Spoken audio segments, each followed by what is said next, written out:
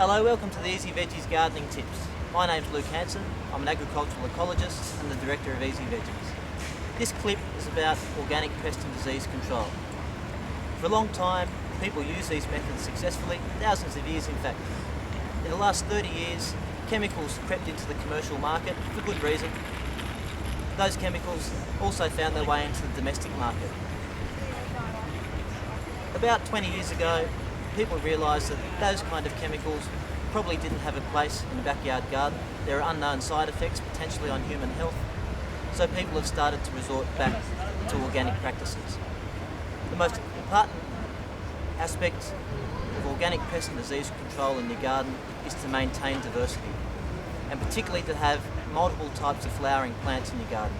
What that does is attract predator insects, and predator insects are an important part of the food chain because not only do they feed on the pollen and nectar in the plants, they also feed on your pest bugs, aphids, mites, thrips, whatever it might be. So it's absolutely essential to have a diverse range of plants to provide habitat, particularly some flowers that attract those predator bugs. Big gardens, that method works a lot better because you're mimicking a natural ecosystem. The bigger the garden, the more resilient it is. A small garden like this, about 3 square metres, you get some benefit, but you still need to keep a close eye on your veggies. Occasionally, if you have unseasonably warm conditions, you might have pest outbreaks. If you have unseasonably humid conditions, you might have some disease outbreaks. It's really important to spend about 10 minutes a day in your garden just to observe what's going on. Good organic gardeners are observant gardeners. They know what insects are flying, they know what damage is being done. Often you might have a pest in the garden, but the damage it's doing is minimal. Whitefly is a good example. Sometimes you can brush your plant, there'll be hundreds of them, but when you look, there's actually not a lot of damage being done.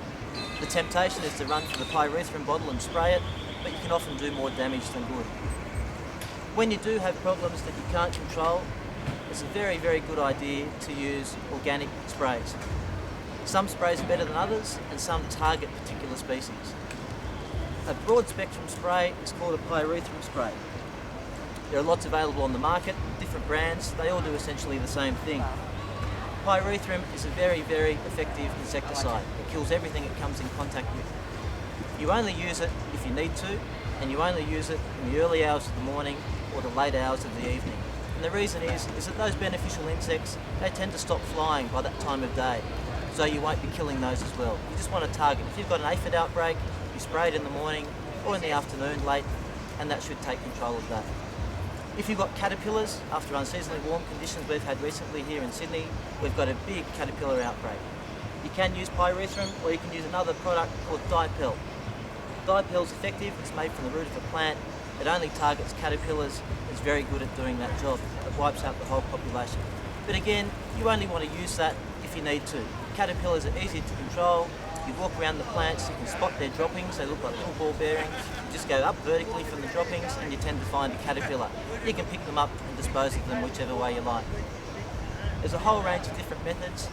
Some have been around for a long time. For example, Bordeaux spray. It's been around for a couple of hundred years. It was developed in France when they were doing research on controlling different diseases on grapevines. You mix copper sulfate and Bricky's lime together and it makes a very, very effective fungicide. For more information on organic pest and disease control, please visit our website, the garden advice page at ezyvegies.com.au. Thanks for watching.